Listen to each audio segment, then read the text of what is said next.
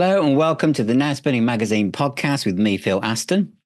And on this episode, I'm absolutely delighted to welcome Andy Tillison from the prog band, should I say, The Tangent. Now, The Tangent are about to release a new album called To Follow Polaris. Now, unlike the other 12 albums in your extensive catalogue, this one is different in that everything that's on it is played by yourself. Is that correct? It is, isn't it? It is indeed, yes. It is. It's actually more than that, but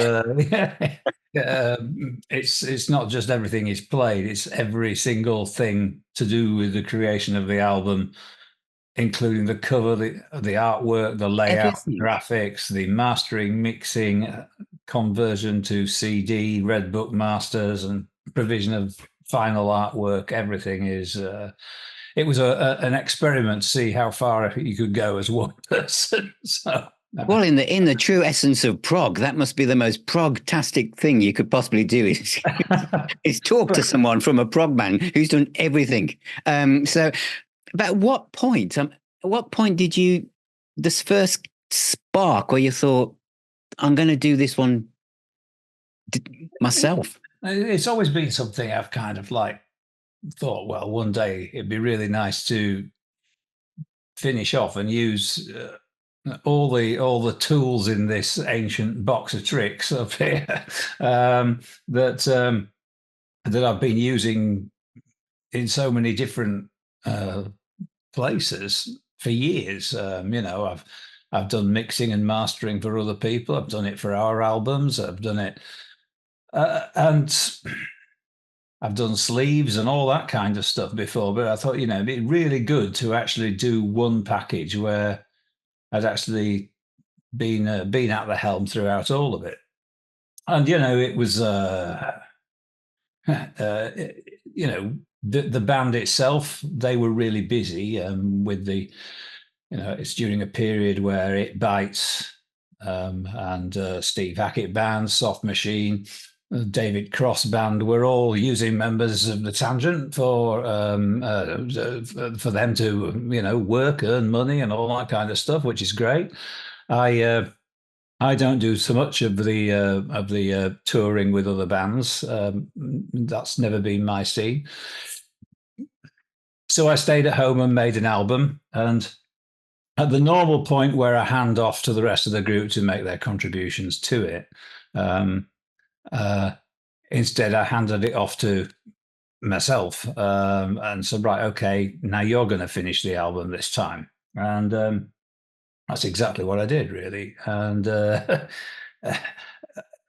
I did that by, in effect, becoming the other musicians individually over a period of time, by taking on the role of a bass player, role of a guitarist, role of a drummer, and role of a saxophonist and flute player. And try to get into the headspace of those different roles. And it was really interesting, and I learned a lot. And I learned a lot about what my colleagues in the group have to face when they come across one of my records and have to play on it. And I think that I've learned how to make it easier for them in the future and more enjoyable for them in the future because I know where I've learned a few things that I've been doing wrong over the years. And as being, making music is a lifelong learning adventure, True. why not? Yeah, Why very true. But because obviously the Tangent, you've got some of the songs are expansive, they're quite long, and there's lots of solo sections and lots of intricate instrumentation. When you have worked on previous Tangent albums and you obviously demo the tracks, you obviously do you leave gaps for the guitarist or whatever to do their solo, or is some of that already mapped out and you say I want it to be this way? The reason I'm asking that question is obviously this album sounds like a Tangent album. But obviously, all the soloing is you. I mean, but it sounds like the Tangent. Do you know what I mean? I still, when I'm making Tangent records, the previous 12 with a band, I normally take it to the stage where to a lot of people, it would be finished. There are solos there. There's guitar Oh, solos. right. There's Okay. there's drum parts. Everything is done every time. But what I do then is hand off to people who can change the record, who can bring something new to it. And when I send those tracks out to the other musicians, they're never told that they have to play what I've played. Far from it. What they have to do is I usually send them to it, and I think they all the rules were established years ago. It's basically what they have to do is keep the flavor. Mm. That's the Yeah, yeah. The flavor of what feel. I Yeah. wanted it to be like. If they can keep that flavor right, then they're free to do whatever they want with it because they're bloody good, and really good musicians I get to work with, which is fantastic. And keeping up with them is a struggle for me because I actually, when it comes to being an instrumentalist, I never feel I'm quite their equal. I'm sort of like, oh gosh, they know all sorts of technical things that I can't really begin to duplicate. So it's but I'm constantly learning off them, and I've said it many times that whilst I was been making it to follow Polaris, I've asked. I've looked to them and thought, how would Luke do this? And I've kind of asked Luke without ringing him up, saying, "What would you do here?" I've kind of asked him in my head what he'd do here. I think, yeah, maybe, and used their knowledge that I've learned and worked with for so long. Yeah. Because I watched the video to the opening track, "The North Sky," Right. which is an absolutely fantastic song. Great driving synths and Hammond organ sounds and guitar and stuff.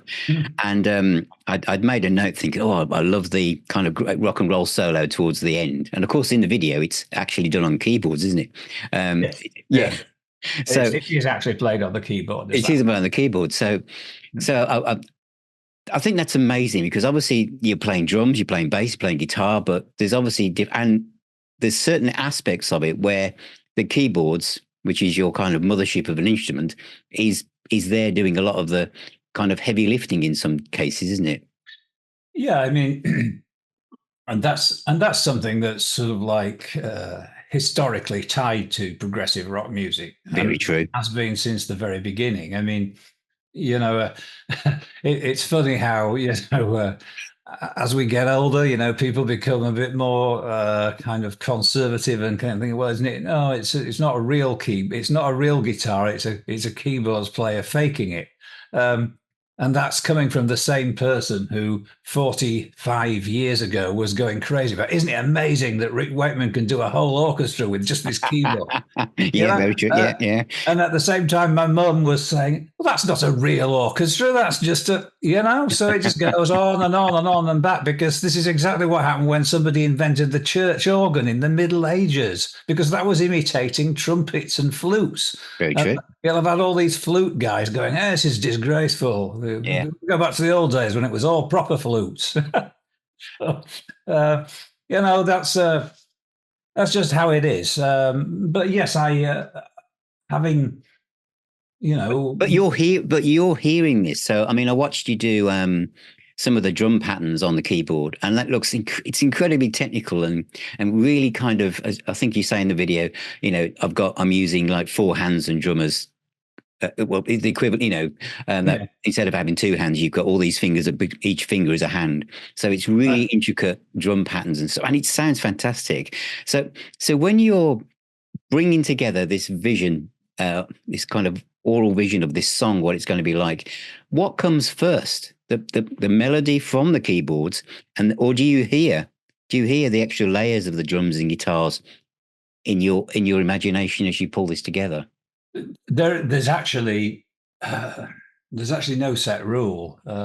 It's a case of sometimes songs for me start off with I'm fiddling about a guitar.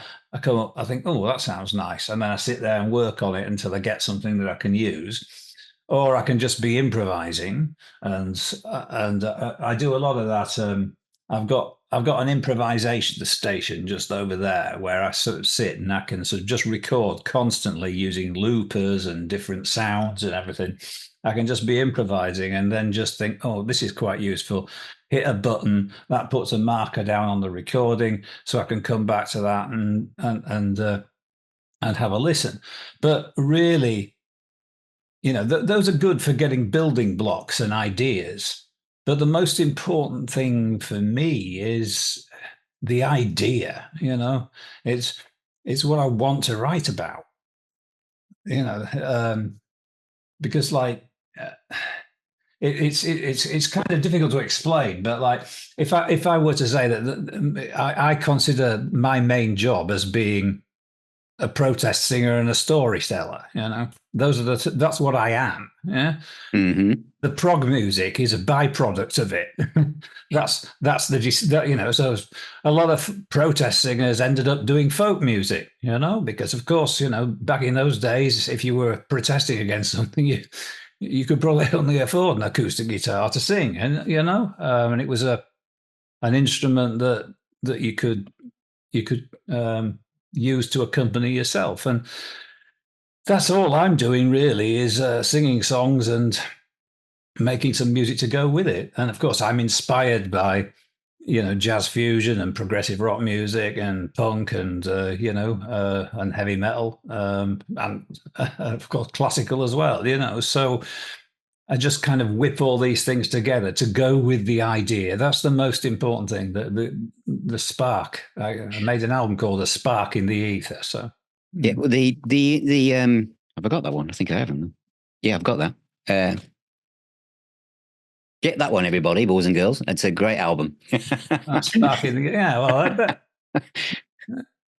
that was really to sort of like say where this idea that ideas are there, you capture them and you glue it all together. And because I'm going to come on to your lyrics and the kind of what drives you in that respect. But you write about, whereas you're a protest singer who's got some message to say and stuff, but the instrumental aspects of the Tangents music is vast.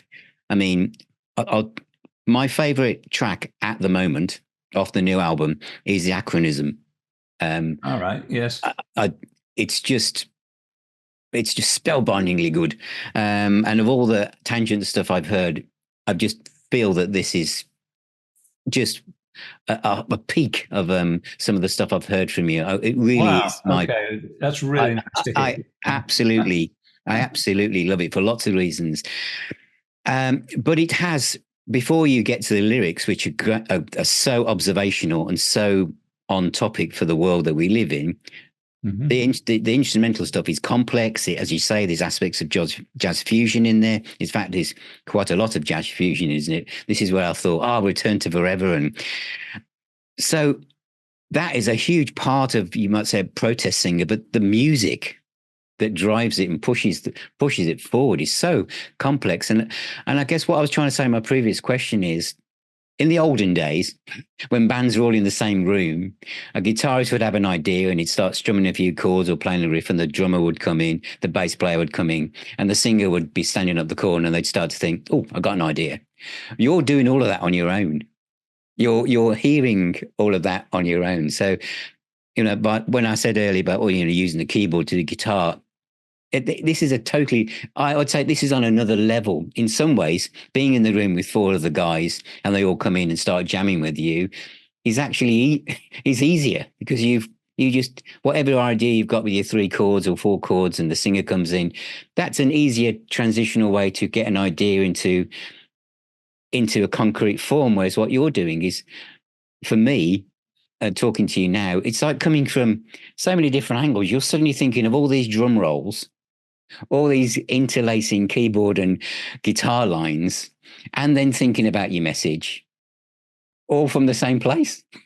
Right. Well, that's it's an interesting observation, and I suppose that if you were to think about music in isolation, it would be, how on earth does that happen? Yeah, okay, because I would have the same questions. I'd be listening to Close to the Edge and thinking, how did you decide to do that? What made that bit happen? Of course, yeah, you get that. But you see, like, even if you're on your own, I mean, the procedure I'm going through here is not that dissimilar from, like, let's say, somebody who's writing a novel.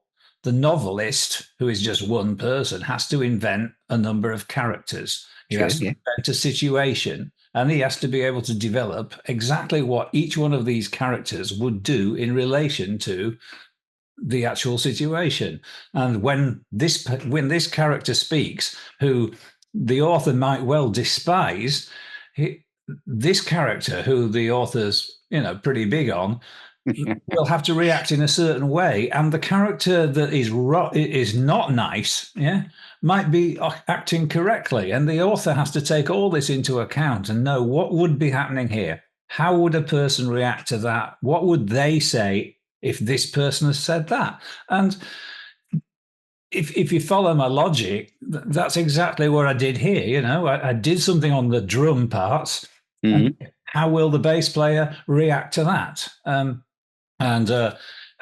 It's been a part of the interview cycle where I've told this story quite a few times, but it's still valid. Is in that there was a situation where the drummer fell out with the bass player on this record, and both of them were me.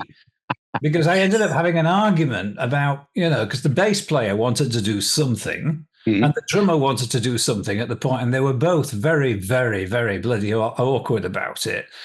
And both of them had a point. Both of them had a great line for that bit, and I had to sort of, mediate between these two things, and that's what happens. I mean, an author writing a book, if there's an argument between two characters and a major decision to be made, the author's got all that going on his head, thinking, how am I going to get out of this? And that's basically, Yeah, yeah.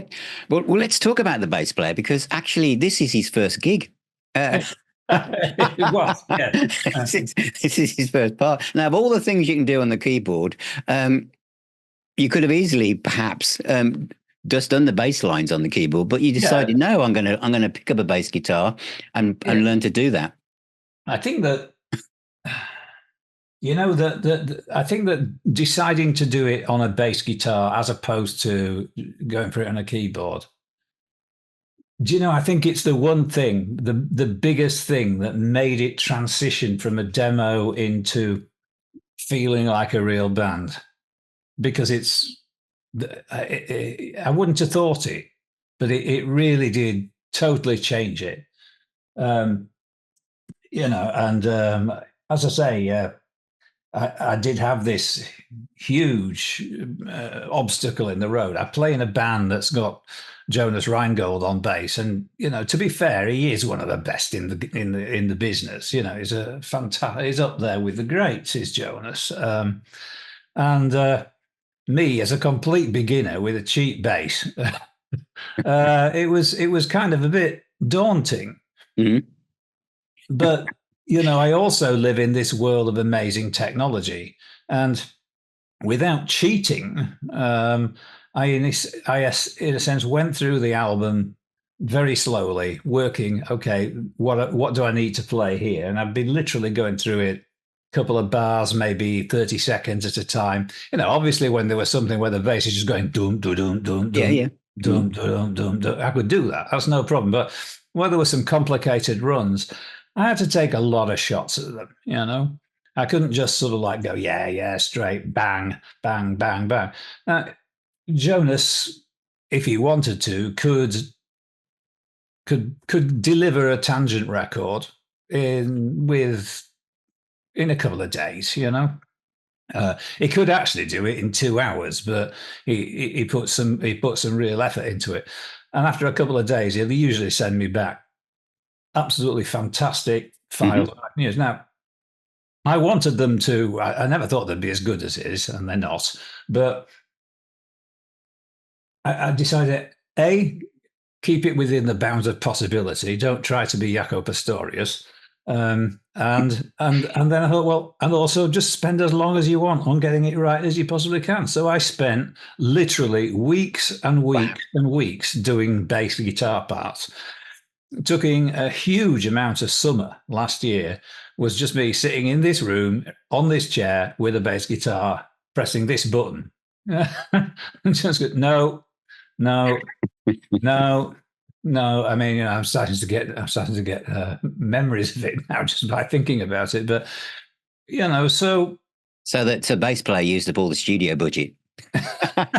he used an awful lot of it up. Yeah, many cups of tea, huge amounts of coffee, and quite a few relaxants in the evening. So yeah, is it was a real adventure, and I learned a lot about the bass guitar. So Yeah, yeah. Well, it sounds great. Now, I don't know if this track's on the album. It was. I've listened to it as part of the collection, but on my press release, it doesn't mention this track. But it's another one of my favourites. It's called "Tea at Betty's Simulation."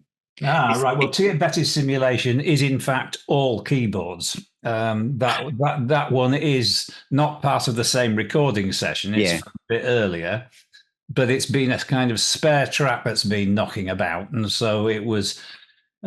Record companies do like to have their bonus tracks these days. Well, I'm going to say good because I absolutely love it because it's it's such an interesting track because it starts off like an acoustic jazz trio playing in New York with a rainy night, and it's got that kind of imagery to me. Like, and then it turns into Miles Davis, and then about 6 minutes in, it turns into this prog metal track, and then 12 minutes on, we're into this kind of funky section. I mean, I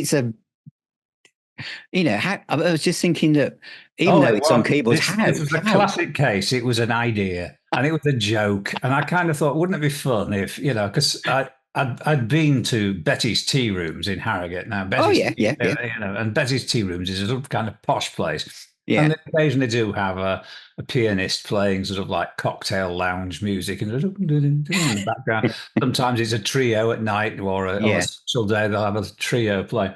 And I just imagined what would happen if the trio were sort of the it was like what the what's it the trio of death with Yeah, Pistorius and McLaughlin and yeah, yeah, yeah. Billy Cobham or something, and they were all just sort of like sitting there just trying to be good boys and get their paycheck at the end, And then boom, yeah, but suddenly they just get bored of all this, just start going crazy, uh, and and of course, the beauty of it is that they all come to the end, and yeah, then they just end up back on the original yeah. boring cocktail jazz that they were doing to start with.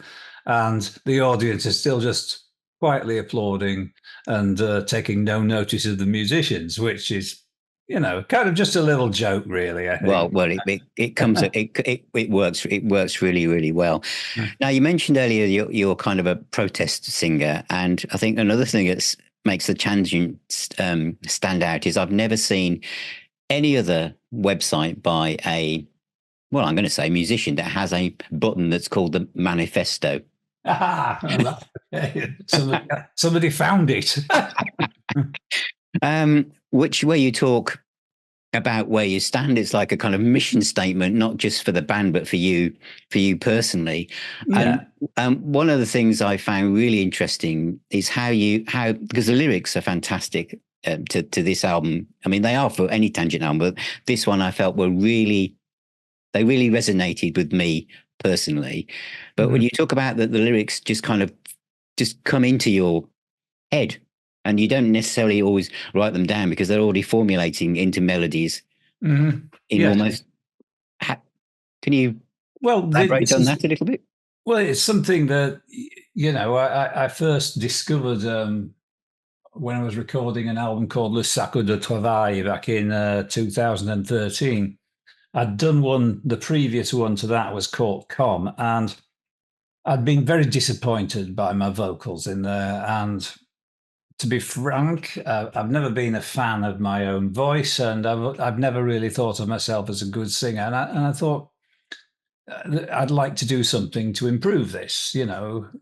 Going forward, I'd like to find another way of doing it. And round about that time, I was watching some documentary and about rappers and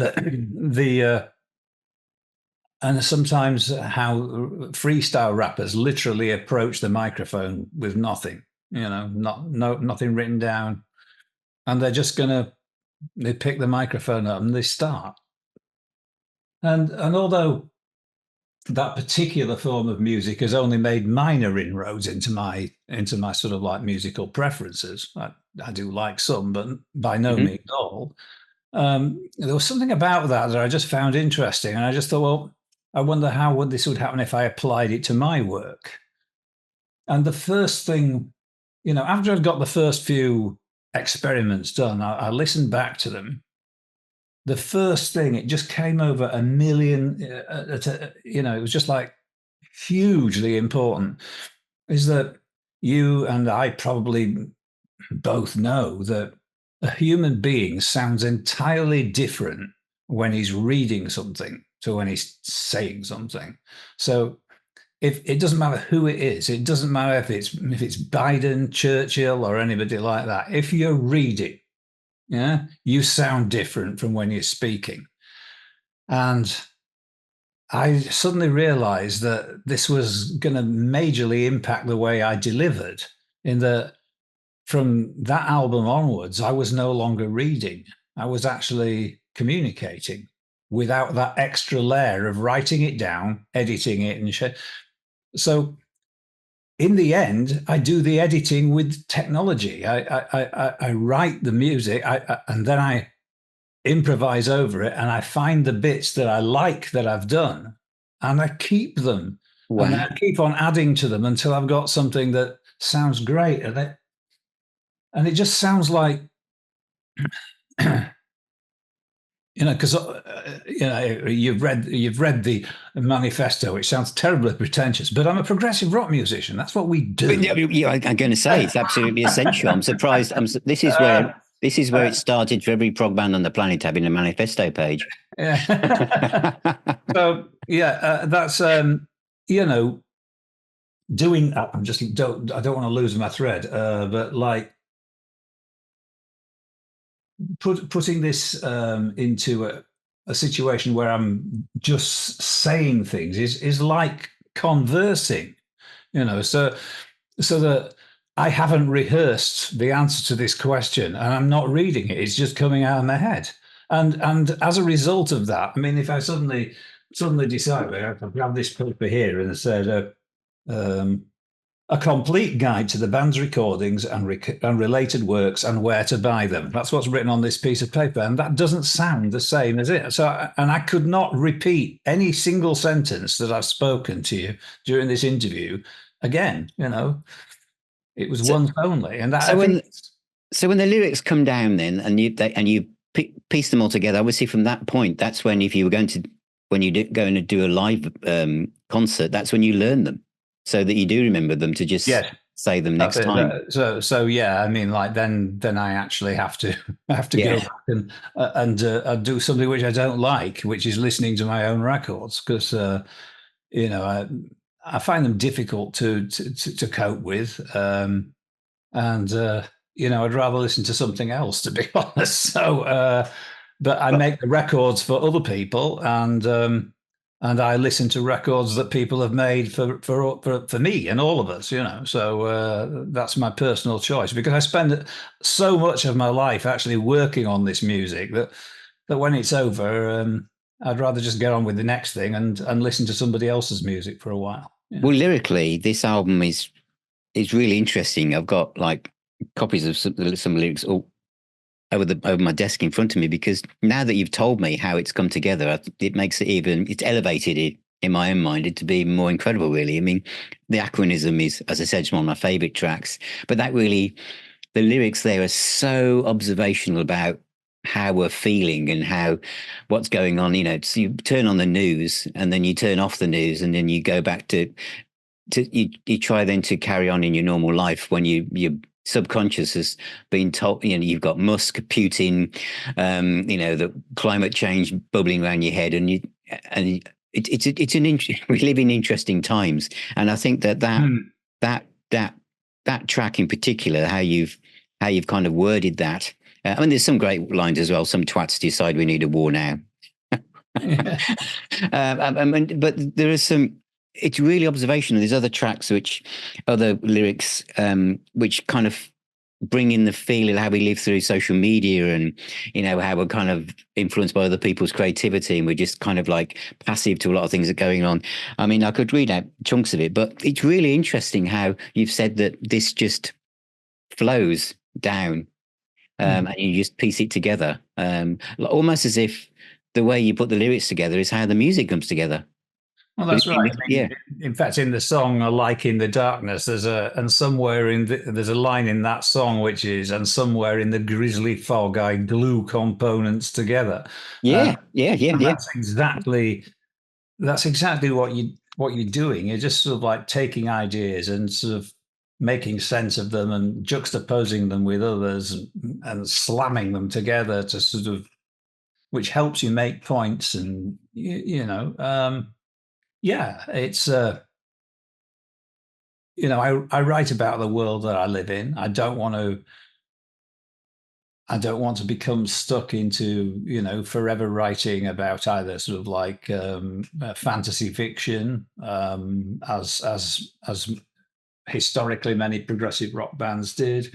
Um, I want to write about current affairs, but I don't want to be a straight out punk band or anything like that. It's a sort of measured thing. A lot of people assume that, I'm my music's political.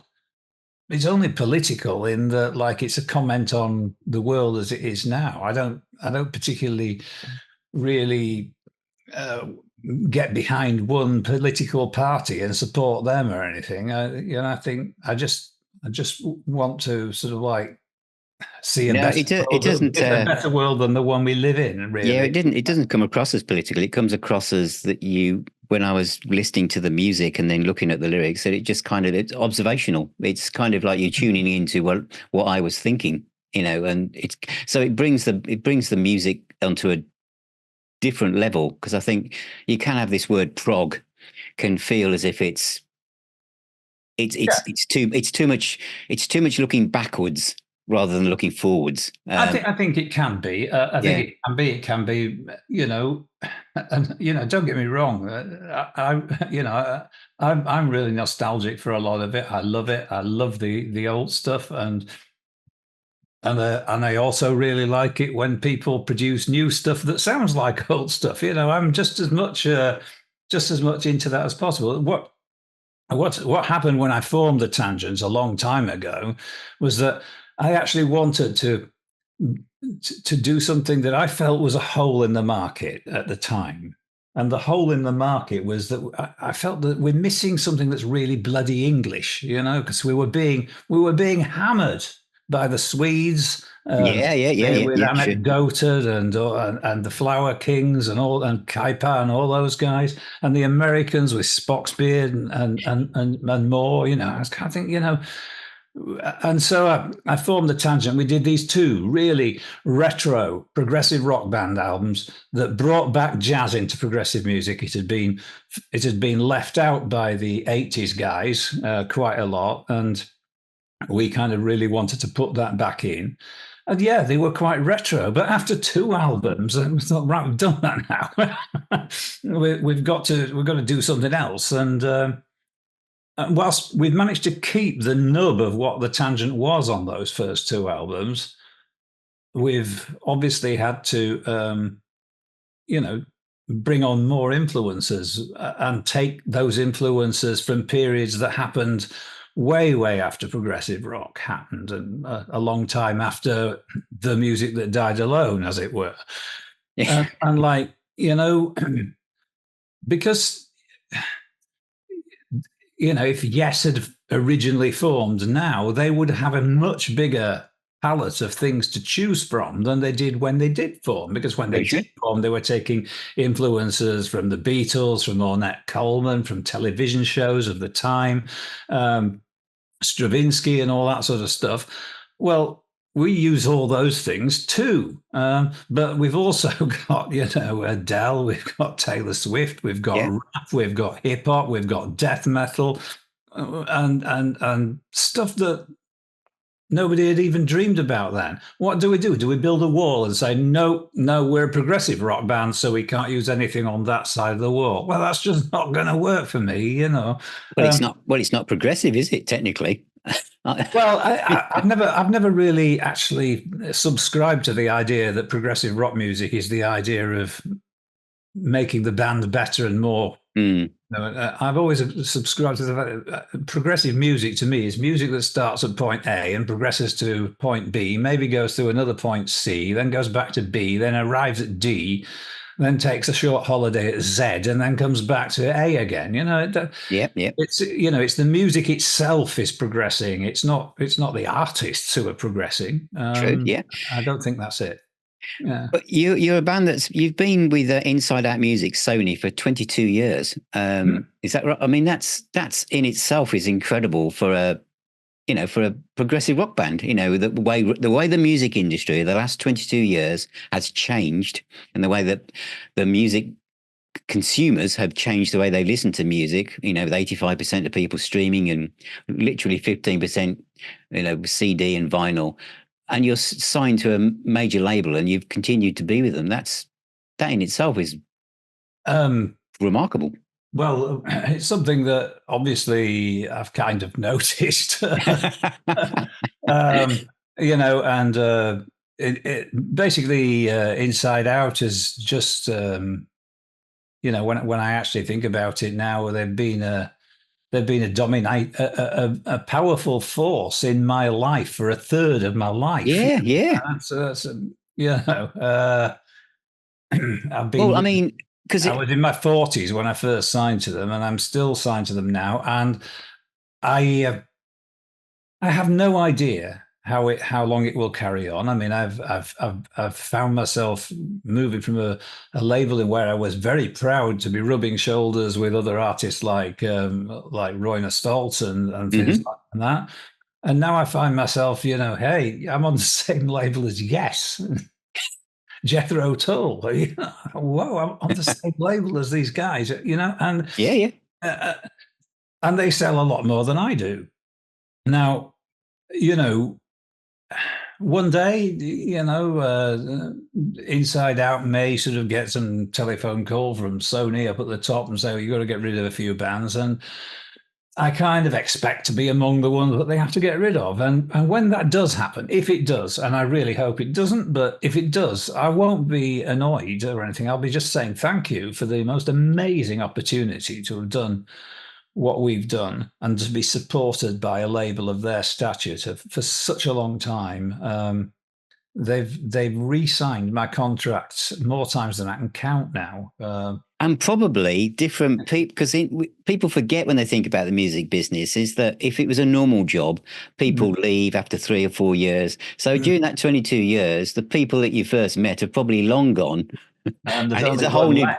Yeah, and there's the people that are there now or are being reintroduced to your music, and you're just kind of seen as part of the fabric. I think it's great. It is. It's lovely. There's only one person left from the original Inside Out that I joined. Yeah. That's Thomas Weber. All the rest I've kind of met along the way, and I've usually formed exceedingly good relationships with the people I've worked with as my product managers over the years, and I'm still friends with them. I can still ring them up or mail them and have a chat. So that's really good. I think we, obviously there's some kind of feeling that our music is worth pursuing, and it's worth pursuing for reasons that are other than they make millions of dollars, because we don't, but it's good to know that there's a company out there who can actually sort of think, well, we'd like to build this, we'd like to work with it and see where it goes. So I suppose one of the biggest change you've seen, that 22 years ago, the market or the world that you inhabited was purely CD, really. Yes. The vinyl had declined into the background, and now it's kind of rebalanced itself. So you're now the new album's going to come out on vinyl and CD. And on CD and on Yeah, digital, and of course, of course, yeah. and of course, like Inside Out have recently embraced Bandcamp and have their own account there and everything. So that's it's all it's a thing. It's just going forward, isn't it? Yeah, yeah, yeah, yeah. And we're all just jumping over the obstacles and clearing the Yeah. hurdles and working out if we can stay here another year, and that's what we do. Well, I'm sure you will. This is a great album. And when does it come out? What's the date? Is it May May something? the 10th, May the actually. 10th. May Yeah. the There's 10th. 2 singles out now. There's Yeah. one called The North Sky, and there's another one called The Single, which dropped yesterday. So Yeah. Just before we go, we must mention that first, the North Sky, the first video, because I know you do everything. Did you do that as well, or did you have someone helping you with that? no, that was that I put a small rucksack and a very, very, very warm coat on, and I trudged about 3/4 of a mile through a snowdrift to the location, set up a tripod that I had, and put the cameras up, and stayed up there on my own for about. I was there for about 4 hours shooting all the stuff I wanted to do. Miming to your stuff and then then Yeah, editing it all together. Yeah. taking one of the few advantages of being old is that I was able to pipe the music to mime to direct to my hearing aids. So the computer, not the computer. There was no computer there, but the camera is recording the music. It's getting the music from Bluetooth, which is on a phone that's in my pocket. That's sending the music to the camera, and it's sending the music to my hearing aids at the same time. So there you go. Well, fantastic. So, will there be any opportunity for you to tour this album, or is that something you might? I don't know. I mean, the Tangent's main focus in life is making records, and occasionally, because we like each other and we enjoy going out and doing tours, we do them. But a tangent show is a really mega hard piece of work to put together. If we have a gig, somebody says, "Okay, you're playing at the Albert Hall in November."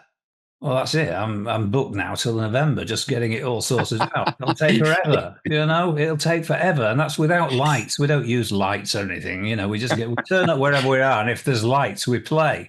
And if there aren't lights, we still play. So that's it's all such incredibly intensely complicated stuff to put together and play. Yeah. So when we do it, we put a lot of work in and we do it. But the difference between how we were in 2002 and now is that, of course, like when we first toured, we had 2 albums to pick material from. So now you've got 13. Now we have to decide which 8 we're not going to even look at. You sort of like look at it. If you take away 8 of them, you've still got 5 albums to choose material. Yeah, and you have, and if you've got tracks that are potentially sometimes 13, 14 minutes long, then that's right. It's tricky, isn't it? We usually only have a maximum of 2 hours to play. So, it's a case of, we have 2 long ones, and then we've got a few, other ones to go in the middle. And then there's the fact that I end up yakkering on at the audience. As you can probably tell, I talk a lot, you see. So, well, thanks a lot, Andy. The best place for people to go is the www.thetangent.org. Fantastic. Well done for saying that. Yeah, great stuff. It is. I get even that /Polaris, and that will take you even deeper into the website where the new album is. So that's out, and it's out on vinyl and CD. And for all of you watching and listening, get a physical copy on CD or vinyl if you really want to experience it. That's correct. Yeah, and get close to the artwork. Well. Yeah. Thanks very much, Andy. Thank you for your time today, and hopefully we'll catch up as another time. But good luck with the album. It's, as I said, it's already my favourite Tangent album. Superb. That's very kind of you to say that, and I'll try not to let anybody else in the band know that you said that. But, thank you. All right, take care. But yeah, very best wishes, and thank you for taking the time to bring music like ours to people's attention. It's no problem at all. Genuinely. Thank you. All right. Thank you. Cheers. So a huge thank you to my guest, Andy Tillison from the band The Tangent. And the album is called To Follow Polaris. I've had an advanced chance to listen to it, and it's absolutely superb. And it seriously is my favorite Tangent album. It's all done by Andy, but that doesn't take anything away from the members of the band. I mean, that was fascinating here, that how Andy's vision and how he creates the music and plays all the different parts, right? And everything, the artwork and everything. It really is a real great insight into an artist like the Tangent and Andy and how all of this comes together. I find it fascinating. Even the way the lyrics are pulled together, just literally a stream of consciousness based on how Andy sees the world. And the way that Andy sees the world is very observational, very, very astute, fantastic stuff. Great music. If you're into progressive rock, jazz fusion, really dynamic stuff that has lots of light and shade, check out the album. It's out soon, and make sure you buy a CD or a vinyl version. Superb. And the track that Andy mentioned, which is a bonus track to me, is also one of the favorites as well. So superb stuff. So thank you for being here. Thank you for watching. Please subscribe to the YouTube channel, to the Naspinning Magazine podcast. Visit the website at naspinning.co.uk. See us on Instagram, Threads, X, Facebook. Join the Facebook group where you can talk to lots of different collectors from around the world. Remember, music is the healer and the doctor. Please keep spinning those discs, and I shall see you very, very soon.